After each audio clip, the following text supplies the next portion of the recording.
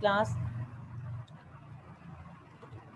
Graphically देखिए कि ये एक ग्राफिकली डेटा हमारे पास गिवन है, जिसकी हमारे पास लोएस्ट लिमिट क्या है 0 to 300,000 है हमारे पास। अब ये येलो लाइन जो है रिप्रेजेंट कर रही है किसके डेटा को, Q1 को रिप्रेजेंट कर रही है, ठीक है। और ये जो कर्व में है ये हमारे पास एक्चुअल डेटा है, ठीक है। एक्चुअल डेटा का जो है ग्राफ हमारे पास जो है वो इस फॉर्मेट में गिवन है।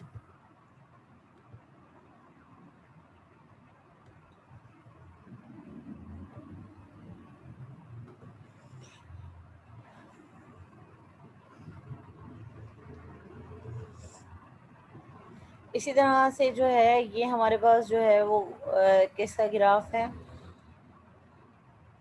Q3 की लाइनें जो हमारे पास ग्रीन कलर में। आप देखिए Q1 की वैल्यू हमारे पास क्या है 19,396। जब आप इसको यहाँ से फाइंड करेंगे इस वैल्यू को,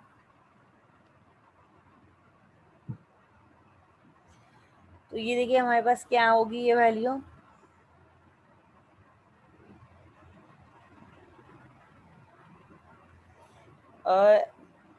ये किस पे लाई करेगी, हमारे Q1 एक्स एक्सिस पे। ये जो हमारी एक्स एक्सिस है इस पे विड्थ पे लाई करेगी ये 19 पॉइंट जो है वो समथिंग 19,396 जो है वो यहाँ पर आपकी जो है ये वैल्यू लाई कर रही होगी। इस तरह से जब Q3 की देखेंगे तो Q3 की क्या होगी 151,000 है हमारे पास। तो ये देखिए कि यहाँ पे लाई कर रही है ये वैल्यू हमारे पास ग्राफ में। और ये देखिए कि 150,000 है, तो ये 151 जो है वो हमारे पास क्या होगी वैल्यू यहाँ पे लाई कर रही है, ठीक है। अब इसी तरह से Q3 में से जब हम माइनस करेंगे कि इसको Q1 को माइनस करेंगे तो हमें क्या मिल जाएगी, द इंटर क्वार्टाइल रेंज हमें जो है वो गिवन हो जाएगी, जो कि हमारे पास क्या होगी 131,974 होगी हमारे पास ये वैल्यू, ठीक है। तो आप इस वैल्यू को चेक करें।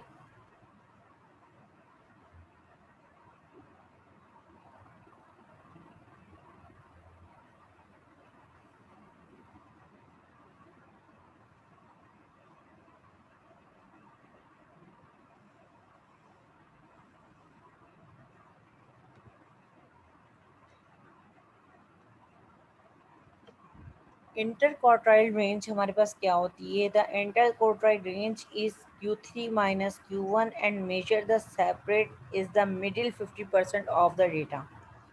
ये क्या करती है कि हमारे डेटा को जो मिडिल का डेटा होता है इसको सेपरेट कर देती है। यानी कि देखिए यहाँ से हमने 25% जो है वो डेटा हम यहाँ से रिमूव कर देंगे हम अपना, और जो 25% डेटा जो होगा वो हमारा क्या हो जाएगा यहाँ से रिमूव हो जाएगा। जब हम Q3 में से माइनस करेंगे इसको, हम Q1 को माइनस करेंगे तो हमें क्या रेंज मिलेगी, इंटर क्वार्टाइल हमें मिलेगा जो कि 50% होगा किसके, मिडिल डेटा के। तो ये हमारे पास जो है 50% ऑफ मिडिल डेटा आ जाएगा, ठीक है। The IQR is measure the variability that is not influenced by the out outliers extreme values. Measure like Q1 and Q3 and IQR that are not the influenced by the outlier are called the resistance measure.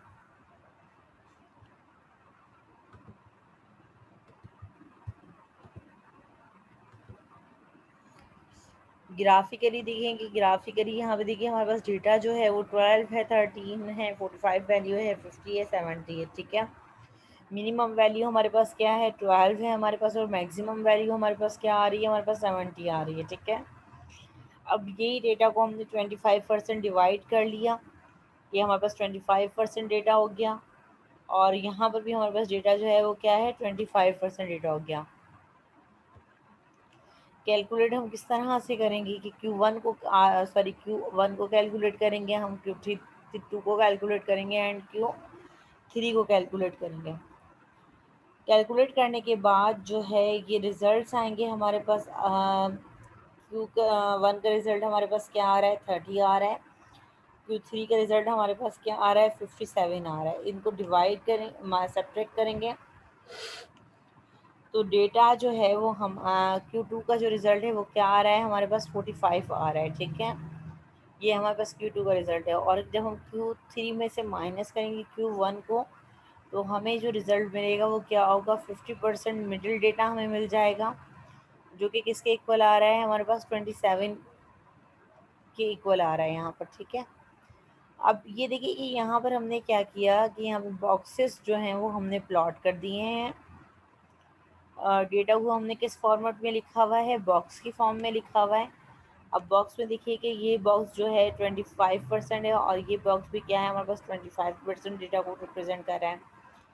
और ये complete जो box है rectangular box, ये किसको, inter quartile data को represent कर रहा है कि ये जो 50% मिडिल ऑफ डेटा जो है वो हमारा किसके अंदर लाई कर रहा है, इस रेक्टेंगुलर बॉक्स के अंदर लाई कर रहा है। ठीक है, अब देखिए इसका अगर हमें द बॉक्स प्लॉट और बॉक्स एंड विस्कर डायग्राम्स। ठीक है, the box plot a graphically display of the data. किस तरह से हमें एक्स स्मॉलेस्ट, फिर हम क्या फाइंड करते हैं, क्यू वन मीडियन, जो कि इक्वल होता है किसके, हमारे पास क्यू टू के, एंड क्यू थ्री, और लास्ट वैल्यू हमारे पास क्या होती है, लार्जेस्ट वैल्यू। जब हम इसका ग्राफ प्लॉट करेंगे, बॉक्स प्लॉट ग्राफ बनाएंगे, तो बॉक्स प्लॉट ग्राफ किस तरह से होगा हमारे पास कि 25% डेटा हमारा लाई करेगा सिंपल लाइन पे, और हमारे पास जो मिडिल ऑफ 50% डेटा है वो हमारे पास जो है वो क्या होगा, उसमें उसको हाफ करेंगे तो उसका हमारे पास मीडियन होगा 25 पे, हमारे पास क्या होगा क्यू वन कर, और 25% जो है वो हमारे पास मीडियन के बाद क्यू थ्री पे लाई करेगा, और 25% जो है ये हमारा इस लाइन पे लाई कर रहा है, और एक्स लार्जेस्ट वैल्यू हमारे पास आ जाएगी। शेप ऑफ बॉक्स प्लॉट की हमारे पास शेप क्या होगी, if data are symmetric around the median then the box and central line are centre between the end points. ये हमारे पास क्या हो जाएगा, सेंटर में से डिवाइड हो जाएगा मीडियन के, और ये बॉक्स प्लॉट जो है वो रिप्रेजेंट करेगा किसको, हमारे 50% डेटा को, और इसका एंड पॉइंट जो होगा वो हमारे पास क्या होगा, क्यू वन होगा, और राइट एंड पॉइंट हमारे पास क्या होगा, क्यू थ्री होगा। अब box plot can be show in inter or vertical और हॉरिजेंटल ओरिएंटेशंस, हॉरिजेंटली और वर्टिकली भी। अच्छा, अब इसकी ग्राफिकली देखें हम किस तरह से इसको देख सकते हैं। ये फर्स्ट जो है वो हमारी डेटा का ग्राफ है, ये नेगेटिवली स्क्यूड ग्राफ है, नेगेटिवली स्क्यू क्योंकि ये जो शेप है हमारे पास ये सिमेट्रिक नहीं है। क्यों सिमेट्रिक नहीं है, कि इसका जो मीडियन है क्यू टू, हमारे पास क्या है कि मीडियन लेफ़्ट साइड और राइट साइड का डेटा जो है देखिए हमारे पास सेम नहीं है, लेकिन हमारा क्यू वन जो है वो येलो लाइन से लाई कर रहा है, क्यू थ्री जो है वो हमारा ग्रीन लाइन से लाई कर रहा है। इट्स मीन कि जो डेटा है हमारा वो 50% जो है वो लाई कर रहा है इसके दरमियान में, और क्यू टू जो है वो हमारे पास यहाँ पर है। अच्छा, अब इसकी हमारे पास बॉक्स प्लॉट की जो डायग्राम होगी वो किस तरह की होगी, वो आप देखिए कि क्यू वन को प्लॉट करेंगे हम, देन हम क्यू टू को प्लॉट करेंगे, और हम क्यू थ्री को प्लॉट करेंगे। अगर हम अपने रेक्टेंगुलर बॉक्स को इस फॉर्मेट में बना रहे हैं तो ये शो कर रहा है कि हमारा जो ये हमारे पास जो है वो क्यू वन है, और ये हमारे पास जो है वो क्या है, क्यू टू है, और ये हमारे पास जो है वो क्यू थ्री है। क्यू थ्री जो है वो हमारा क्या है, मीडियन था यहाँ पर हमारे इस डेटा का। लेकिन जब हम अपना 50% डेटा देखेंगे, जब हम 50% मिडिल ऑफ डेटा को एनालाइज करेंगे, तो मीडियन जो है वो हमारा मिड में लाई नहीं कर रहा है, यानी कि हाफ डेटा को लाई नहीं कर रहा है। यहाँ पर हमारे पास जो क्यू वन का डेटा है वो कितना है, हमारे पास 75% है, और यहाँ पर ये देखेंगे तो ये आपको क्या नज़र आ रहा है, 25% डेटा जो है वो हमारा किस में लाई कर रहा है, क्यू टू और क्यू थ्री के दरमियान में, मिडिल में आने के बाद जो है वो हमारे डेटा की जो है वो रिप्रेजेंटेशन क्या हो रही है, मिडिल ऑफ 50% डेटा की जो रिप्रेजेंटेशन है वो क्या हो गई हमारे पास, चेंज हो गई। इस टाइप का जो डेटा होगा, इस टाइप का जो हमारे ग्राफ होंगे, उसको हम कहेंगे नेगेटिवली स्क्यूड ग्राफ। ठीक है, अगर हमारा डेटा सिमेट्रिकली होगा, यानी कि सिमेट्रिकली हमारे पास जो है, अगर हम मीडियन कैलकुलेट करते हैं या Q2 को हम कैलकुलेट करते हैं, और हाफ डेटा जो है वो हमारा लेफ्ट साइड पे लाई करता है, और हाफ डेटा जो है वो हमारा किस पे लाई करता है, राइट साइड पे लाई करता है, तो देखिए कि ये हमारा जो ग्राफ है वो क्या होगा, सिमेट्रिकली ग्राफ होगा हमारे पास। और इसमें हमारे पास जो है वो, हम इसका बॉक्स प्लॉट जब हम इसका बनाएंगे, तो बॉक्स प्लॉट में जो है वो आप Q1 को प्लॉट करेंगे, Q3 को प्लॉट करेंगे, Q2 जो है वो किस में लाई करेगा, आपका सेंटर में। इट्स मीन कि 50% डेटा जो है वो हमारा लेफ्ट साइड पे होगा, यानी मिडिल ऑफ 50% डेटा। यहाँ पर हम किसको एनालाइज करें, तो मिडिल ऑफ 50% डेटा को हम एनालाइज कर रहे हैं, वो हमारा जो है वो लाई करेगा हाफ हाफ में यहाँ पर। इसी तरह से अगर इस ग्राफ को देखें आप, ये ग्राफ जो है वो पॉजिटिवली जो है वो स्क्यूड ग्राफ है। इसमें Q1 जो है वो आपका येलो लाइन से लाई कर रहा है, और मीडियन जो है वो देखें कि इसमें मीडियन जो यानी कि Q2 है हमारे पास, Q2 पे जो है अगर हम इसको लेफ्ट साइड पे देखें और राइट साइड पे देखें, तो हमारा डेटा जो है वो क्या है, हमारे पास डिफरेंट आ रहा है। देखिए यहाँ पर कि आपका डेटा 50 यहाँ से, और इस अगर डेटा को एनालाइज करें इस Q2 की लाइन से, यानी मीडियन से, सेंटर से आप इसको, तो आपका डेटा जो है वो डिफरेंट है लेफ्ट साइड से और राइट साइड से। जब इसका आप बॉक्स प्लॉट ड्रॉ करेंगे, तो बॉक्स प्लॉट आपके पास क्या होगा, इसका Q1 25% डेटा लाई कर रहा है आपको Q1 एंड Q2 के, एंड 75% डेटा आपको लाई कर रहा है Q2 एंड Q3 के दरमियान में। इट्स मीन के 50% मिडिल ऑफ डेटा की जो रिप्रेजेंटेशन है वो हमारे पास जो है वो सिमेट्रिक नहीं है। बॉक्स प्लॉट एग्जांपल, अच्छा इसकी एग्जांपल देखिए कि यहाँ पे हमारे पास डेटा गिवन है जिसकी स्मॉलेस्ट रेंज हमारे पास 0 है, लार्जेस्ट रेंज हमारे पास 27 है। Q1 कैलकुलेट करें। Q1 कैलकुलेट करने का फार्मूला हम डिस्कस कर चुके हैं कि Q1 का फार्मूला हमारे पास क्या होगा, एन, पहले हम इसकी पोजीशन को कैलकुलेट करेंगे, n+1 डिवाइडेड बाय 4। एन कितने नंबर कितने टोटल हमारे पास, 1 2 3 4 5 6 7 8 9 10 11। 12 को डिवाइड 12 में करेंगे हम, 11 नंबर हैं, 12 हो जाएगा 4, और 3 पोजीशन यानी कि थर्ड पोजीशन पे जो नंबर लाई कर रहा है वो हमारा क्या होगा, Q1 होगा। तो थर्ड पोजीशन पे जो नंबर लाई कर रहा है वो क्या है, 2 है। इसी तरह से जो है हम Q2 कैलकुलेट करेंगे, n+1 divide by 2, n plus यानी कि 12 6 पोजीशन पे लाई करेगा। ये देखिए 6 पोजीशन पे लाई कर रहा है। ये आप कैलकुलेशन खुद आपको करनी है, Q2 आपको कैलकुलेट करना है। यहाँ पे Q2 कैलकुलेट नहीं हुआ है, ये आप कैलकुलेट करें मेरे साथ अभी Q2 की वैल्यू भी। Q2 का फार्मूला हमारे पास क्या था, n+1 डिवाइड बाय 2। अब इसको कैलकुलेट कर लें, n कितना है हमारे पास, 11। 11+1 divide by 2 equal to Q2 हमारे पास क्या आ जाएगा, 6। यानी कि ये हमारे पास कौन सी पोजीशन आ गई, 6 पोजीशन आ गई। और ये हमारे पास कौन सी पोजीशन पे आ रहा था, थर्ड पोजीशन पे लाई कर रहा था। ठीक है बेटा, अब इसके बाद जो है हमें Q3 कैलकुलेट करना है। तो Q3 कैलकुलेट करने के लिए हमारे पास क्या था फार्मूला, 3n+1। जी बताएं, डिवाइड किससे करना है इसको हमें, 2 से, 4 से? मैम 4 से। 4 से करना है, कंफर्म है? मैम दोबारा अपने फार्मूलाज को एक बार चेक कर लें, कंफर्म कर लें फार्मूला से जाकर। बेटा 2 से डिवाइड होगा, नहीं 4 से डिवाइड हो रहा है, ठीक है। अच्छा यहाँ पर देखिए ये रहा फार्मूला हमारे पास, ये फार्मूले लिखे हुए हैं, फार्मूले आप यहाँ से देखेंगे अपने। आप इसको जो है किससे डिवाइड करेंगे, हम 4 से डिवाइड करेंगे, ठीक है।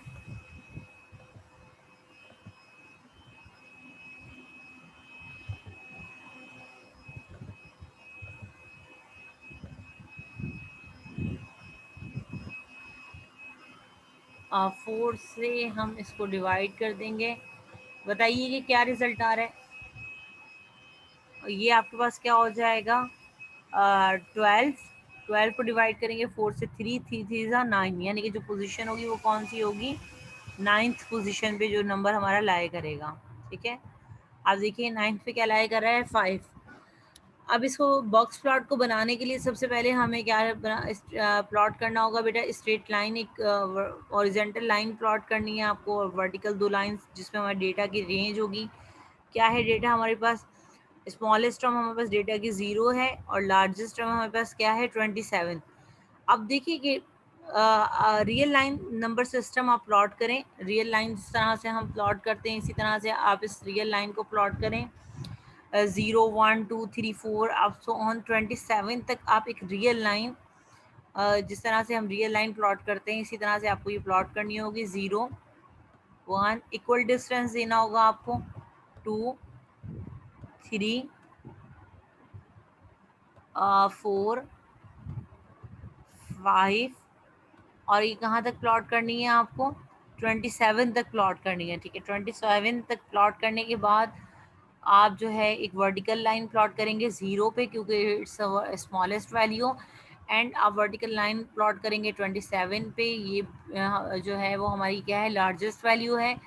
फिर हम Q1 को प्लॉट करेंगे, Q1 हमारा कहाँ पे लाई कर रहा है, 2 पे लाई कर रहा है, 2 पे आप एक लाइन प्लॉट करेंगे, और Q3 की लाइन प्लॉट करेंगे, Q3 की लाइन प्लॉट करेंगे, और इसी तरह से आप Q2 की लाइन प्लॉट करेंगे।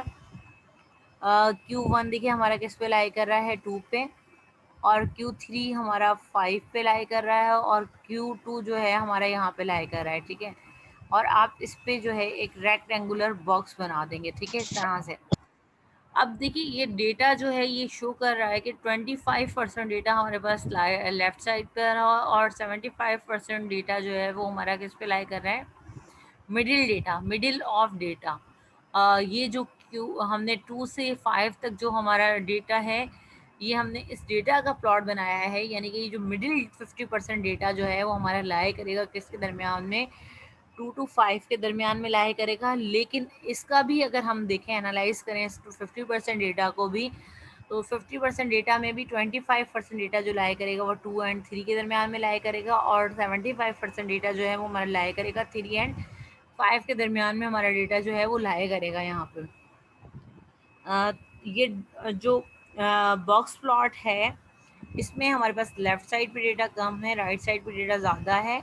ये पॉजिटिवली जो है वो स्क्यूड होगा, क्योंकि प्रीवियस स्लाइड में हम देखकर आ चुके हैं।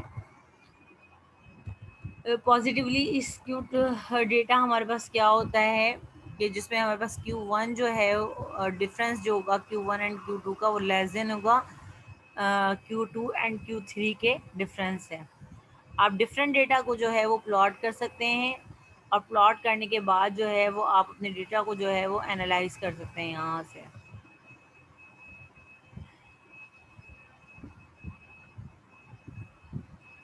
Box plot example showing an outlier. The box plot below of the same data show the outlier value of 27 plotted separately. A value is considered an outlier it if it is more than 1.5 times the interquartilator range below. यानी कि इंटरक्वार्टिलेटर range हमारे पास क्या होगी, Q3 में से हम minus करेंगे Q1 को, क्या आएगा आपके पास, 5 में से माइनस कर दें 2 को, क्या आएगा आपके पास 3। ठीक है, ये वही वाला एग्जाम्पल है जो भी हम प्रीवियस उसमें करके आ चुके हैं। इसका जो है यहाँ पर हमारे पास जो है वो ग्राफ प्लॉट हुआ हुआ है।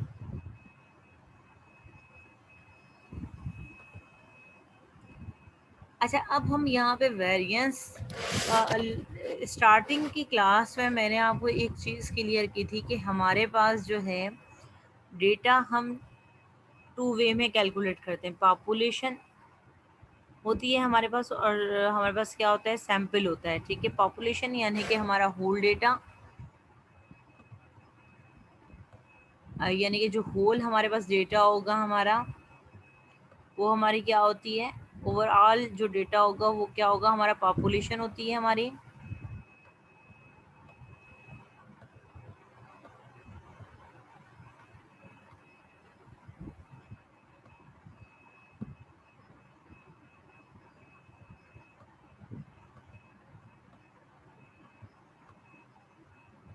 अगर इसी डेटा में से हम कुछ सिलेक्टेड सी कैलकुलेशन कर लें, कंप्लीट डेटा को हम ना लें, हम डेटा को एनालाइज करने के लिए हम इसमें से कुछ स्पेसिफिक डेटा जो है वो कलेक्ट कर लें। इस स्पेसिफिक डेटा को हम क्या कहते हैं? सैम्पल। ये स्टार्टिंग के लेक्चर में मैंने आपको पढ़ाया था, आप जाके देखिएगा चैप्टर नंबर 1 में, वहाँ पर जो है वो हम इसको डिस्कस करके आ चुके हैं, सैम्पल एंड पॉपुलेशन को। ठीक है, पॉपुलेशन यानी कि हमारा ओवरऑल होल डेटा, और सैम्पल जो होगी वो क्या होगी? कलेक्शन होगी किस में से? हमारे पास पॉपुलेशन में से। और ये हमारे पास क्या होगा? स्मॉल पार्ट होगा किसका? हमारा पॉपुलेशन का सैम्पल। अच्छा, अब हमारे पास जो भी कैलकुलेशन होगी स्टेट्स एंड प्रोबेबिलिटी में, वो कैलकुलेशन हम उसके हमारे पास डिफरेंट फार्मूलाज हैं। ये फार्मूलाज जो हैं वो डिफरेंस होंगे according to population and sample. हमारे पास अगर सैम्पल है तो सैम्पल का हमारे पास जो है वो क्या होगा? डिफरेंट होगा। और अगर हमारे पास जो है वो हम पॉपुलेशन की कैलकुलेशन कर रहे हैं, यानी कि ओवरऑल डेटा की कैलकुलेशन कर रहे हैं, तो हम जो है वो फार्मूला को डिफरेंट उसमें यूज़ करेंगे। ठीक है, अब यहाँ पर देखिए कि जो भी हमारे पास वेरिएंस का लास्ट टाइम हम लोगों ने फार्मूला पढ़ा था, उसमें हमने जो है क्या पढ़ा था? Summation of x minus x bar whole square divided by n. ठीक है, हमने क्या पढ़ा था? वहाँ पर एन पढ़ा था। लेकिन यहाँ पर देखिए कि क्या लिखा हुआ है? n-1। वही फार्मूला है लेकिन किस में है? n-1 में है। और हम इसको डिनोट किससे कर रहे हैं? हम s से डिनोट करें। ठीक है, वेरिएंस का फार्मूला है ये हमारे पास, बट ये वेरिएंस किसकी है? हमारे पास सैम्पल की वेरिएंस है। ठीक है, जब हम सैम्पल की वेरिएंस को कैलकुलेट करेंगे तो हम फार्मूले में चेंजिंग करेंगे किसकी? n-1 की चेंजिंग करेंगे हम। एक्स बार जो है वो अर्थमेटिक मीन है, सेम हमारे पास रहेगा। एन सैम्पल साइज है, सेम रहेगा। X I value of the variable x, हमारे पास सेम वैल्यूज़ रहेंगी। ओके, लास्ट टाइम जो हम लोगों ने कैलकुलेशन की थी फार्मूले की, वो हमने की थी पॉपुलेशन की फार्मूले की, हम लोगों ने कैलकुलेशन की थी। पॉपुलेशन का वेरिएंस हमने कैलकुलेट किया था। पॉपुलेशन यानी कि होल ओवरऑल जो हमारा डेटा था, हमने उसकी कैलकुलेशन की थी। ठीक है, लेकिन अगर हमें सैम्पल की कैलकुलेशन करनी होगी, ज़्यादातर हम जो है वो पॉपुलेशन वाला फार्मूला यूज़ करते हैं। सैम्पल का फार्मूला हम जो है वो कम यूज़ करते हैं यहाँ पर।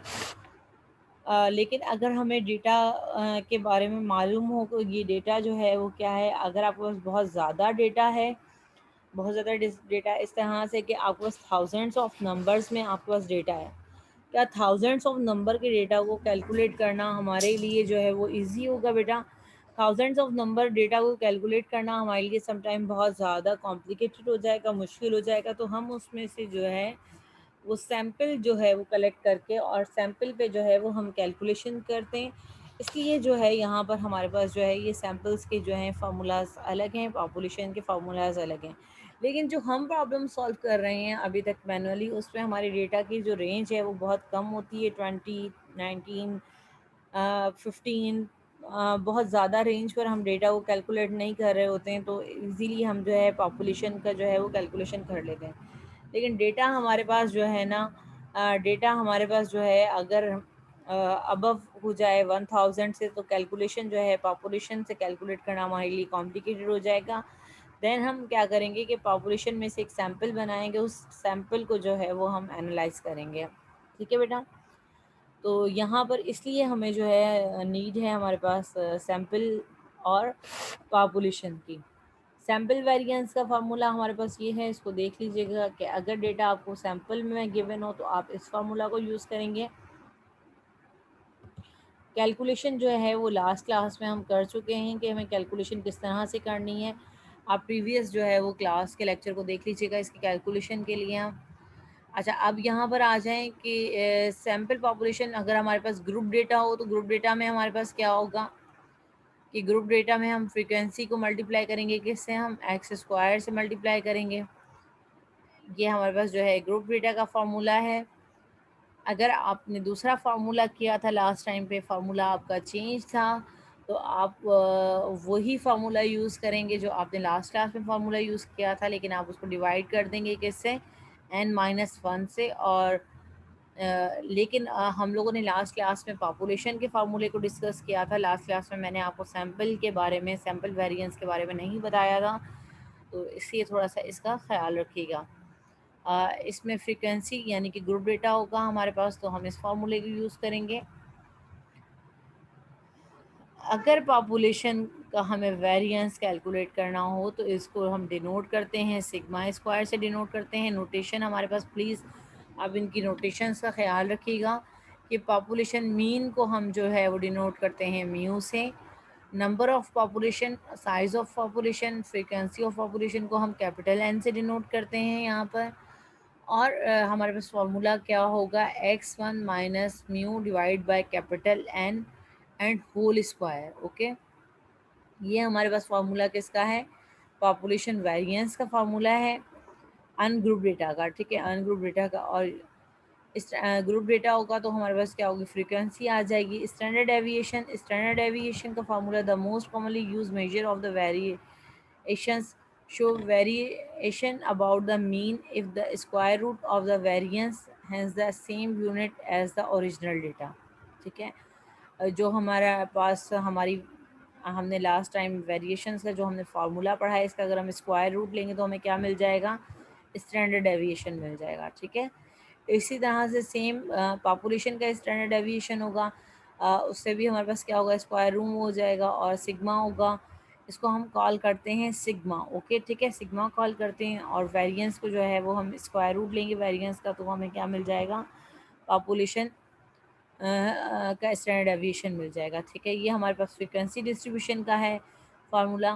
फ्रीक्वेंसी में हमें क्या करना होता है कि फ्रीक्वेंसी को हम मल्टीप्लाई कर देते हैं। जो फर्स्ट फार्मूला था, अगर आपको वो कॉम्प्लिकेटेड लग रहा है तो आप उस फार्मूले को छोड़ दीजिएगा, वो शॉर्टकट फार्मूला है हमारे पास।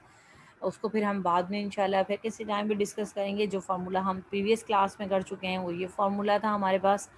ठीक है, लेकिन n-1 नहीं था, नीचे हमारे पास क्या था, n था, क्योंकि हमने जो कैलकुलेशन की थी वो किसकी कैलकुलेशन की थी, पॉपुलेशन की कैलकुलेशन की थी। ओके, और x यहाँ पर हमारे पास क्या होता है, जब हमारे पास ग्रुप डेटा होता है तो x हमारे पास क्या होता है, मिड पॉइंट होता है हमारी क्लास का।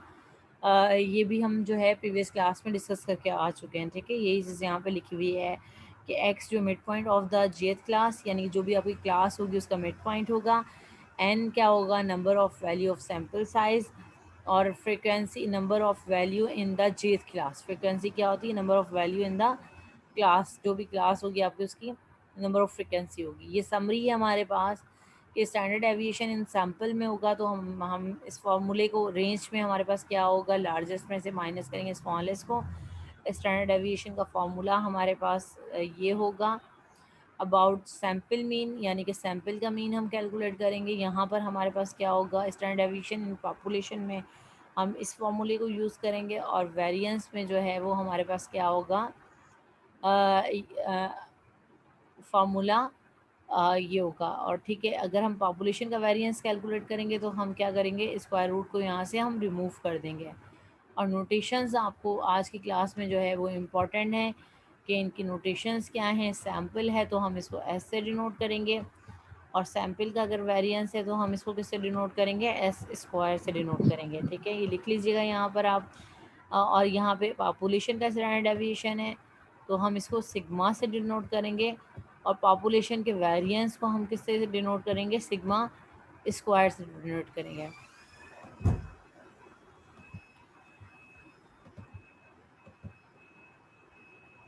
कैलकुलेशन के स्टेप्स लिखे हुए हैं कि कैलकुलेट हमें किस तरह से करना है।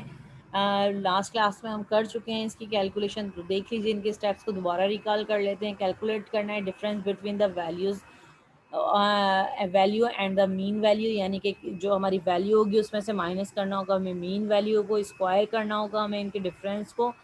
थर्ड स्टेप पे हमें ऐड करना होगा इन सब के स्क्वायर के डिफरेंस को, यानी कि summation of x minus x bar whole square को जो है वो हमें क्या करना होगा, ऐड करना होगा, डिवाइड करना होगा total of number by n-1। अगर सैम्पल है तो n-1 से डिवाइड करेंगे, अगर हमारे पास पॉपुलेशन मीन है तो हम उसको किससे डिवाइड करेंगे,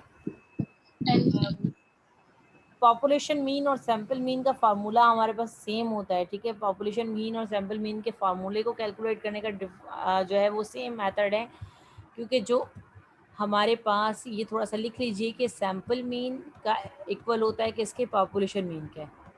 जो हमारा सैम्पल का मीन होगा वही हमारा किसका मीन होता है, पॉपुलेशन का मीन होता है। तो ये थोड़ा सा एक नोट कर लीजिएगा चीज़ यहाँ पे कि सैम्पल मीन और पॉपुलेशन मीन के, पॉपुलेशन मीन हम कैसे कैलकुलेट करेंगे। सैम्पल मीन हम कैसे कैलकुलेट करते थे, सम ऑफ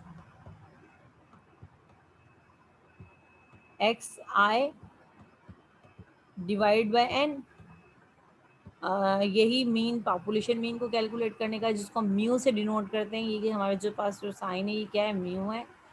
और इसको हम डिवाइड करेंगे किससे, हम एन से, सॉरी यहाँ पे स्मॉल एन है, लेकिन म्यू में हम इसको किससे डिवाइड करेंगे, कैपिटल एन से रिप्रेजेंट करते हैं, जो नंबर ऑफ ऑब्जर्वेशन होती हैं। और लास्ट में हमारे पास क्या करना होगा कि हमें डिवाइड करना होगा n-1 से। गेट हमें क्या मिल जाएगा, सैम्पल वेरिएंस मिल जाएगा। और अगर हम इसका स्क्वायर रूट फाइंड करेंगे तो हमें क्या फाइंड हो जाएगा, standard deviation, sample standard deviation, ठीक है। ये सैम्पल के बारे में लिखा हुआ है।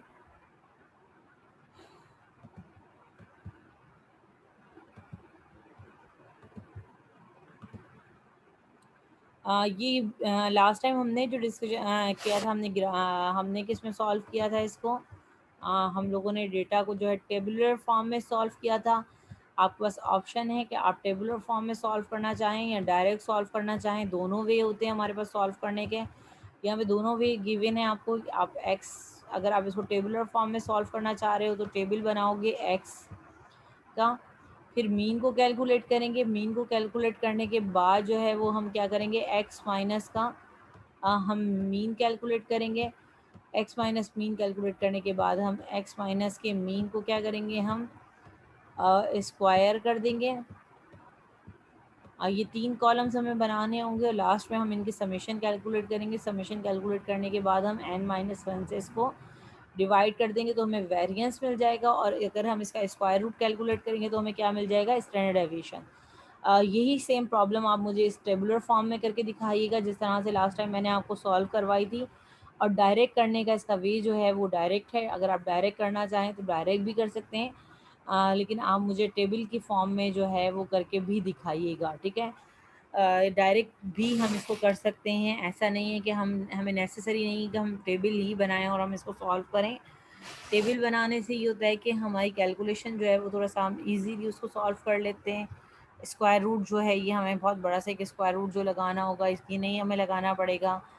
लास्ट में जो हमारा रिज़ल्ट होगा, डायरेक्ट हम उस रिज़ल्ट को जो है वो n-1 करेंगे तो हमें वेरिएंस मिल जाएगा, और स्क्वायर रूट लेंगे तो हमें स्टैंडर्ड डेविएशन मिल जाएगा।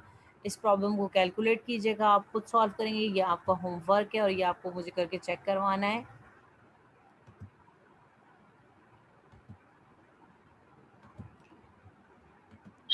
मैम जो प्रीवियस एग्जाम्पल की सेम उसी तरीके से सिर्फ सैंपल में n-1 हो जाएगा डिवीजन में। जी जी, आप उसी तरीके से इसको सॉल्व कीजिएगा। ये अगर आपको समझ में आ रही होगी, मुझे इसको करवाने की ज़रूरत तो नहीं है, क्योंकि स्टैंडर्ड डेविएशन का फार्मूला लिखा हुआ है।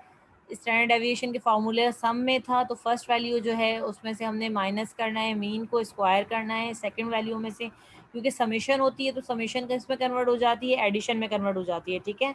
इसको भी आप कीजिएगा सॉल्व, मुश्किल नहीं है। मैं इसको एक्सप्लेन कर देती हूँ यहाँ पर, क्योंकि हमारे पास फार्मूला क्या था, स्टैंडर्ड डेविएशन कैलकुलेट कर रहे हैं। स्टैंडर्ड डेविएशन का फार्मूला हमारे पास क्या था, सम ऑफ एक्स माइनस एक्स आई, क्योंकि हमारे पास डिफरेंट वैल्यूज़ होंगी, और ये हमारे पास क्या था, एक्स बार, और डिवाइड बाय n-1, ठीक है। इस फार्मूले में हमने, इस फार्मूले के सम में तो इट्स मीन के जो भी हमारी एक्स आई की वैल्यूज़ होंगी उनको हम क्या करेंगे, सम करेंगे। तो यहाँ पर हमने यही काम किया है कि फ़र्स्ट वैल्यू हमारी 10 थी, 10 में से माइनस किया हमने किसको, एक्स मीन को, और हमने होल स्क्वायर कर दिया। इसी तरह से 12 में को हमने माइनस किया, मीन में से होल स्क्वायर कर दिया। 15 को माइनस करेंगे, 17 को माइनस करेंगे। इसमें लिखी हुई नहीं है क्योंकि लेंथी कैलकुलेशन हो जाएगी, इसलिए इसमें लिखा हुआ नहीं है। आप लेकिन जब कैलकुलेट करेंगे तो आप ये सब चीज़ें लिखेंगे, जो बीच में ये स्किप की गई हैं इन चीज़ों को आप लिखेंगे। 17 में से माइनस करेंगे, मीन को 18 में से माइनस करेंगे और होल स्क्वायर करेंगे। ये मेथड आप जब सॉल्व करेंगे, आप इस मेथड से भी, दोनों मेथड आपके होमवर्क है, ठीक है, आपको इस मेथड से भी सॉल्व करना है और मुझे चेक करवाना है आपको, और दूसरे मेथड से भी आपको, टेबल वाले मेथड से भी इसको सॉल्व करना है और मुझे चेक करवाना है, ठीक है। ये इसमें से 4 वैल्यूज़ का डेटा मिसिंग है, 15, 17 और 2 टाइम्स 18 का डेटा यहाँ पे मिसिंग है। स्पेस नहीं था, स्पेस की वजह से यहाँ पे मिस किया हुआ है इस डेटा को, तो लेकिन जब आप कैलकुलेशन करेंगे तो आप इस डेटा को राइट करेंगे, ठीक है। फिर मीन को निकाला, मीन नंबर के इन सबको ऐड करेंगे आप, डिवाइड कर देंगे 8 से, आपको क्या मिल जाएगा, मीन मिल जाएगा। मीन का फार्मूला आपको मालूम है कि सम ऑफ, मीन कैलकुलेट करने का क्या फार्मूला है हमारे पास, कि सम ऑफ, ये मीटिंग मैं दोबारा अरेंज करूँगी, okay, sum of x divide by n. ये हमारे पास मीन का फार्मूला है, मीन हमने इस फार्मूले से कैलकुलेट कर लिया। इन सब वैल्यूज़ को सम कीजिएगा और डिवाइड कीजिएगा एन से। फिर ये पूरी कंप्लीट कैलकुलेशन करेंगे आप। कैलकुलेशन करने के बाद, क्योंकि हम सैम्पल की बात कर रहे हैं, तो सैम्पल में क्या होगा, n-1 होगा हमारे पास। और आप इसका अगर स्क्वायर रूट के बगैर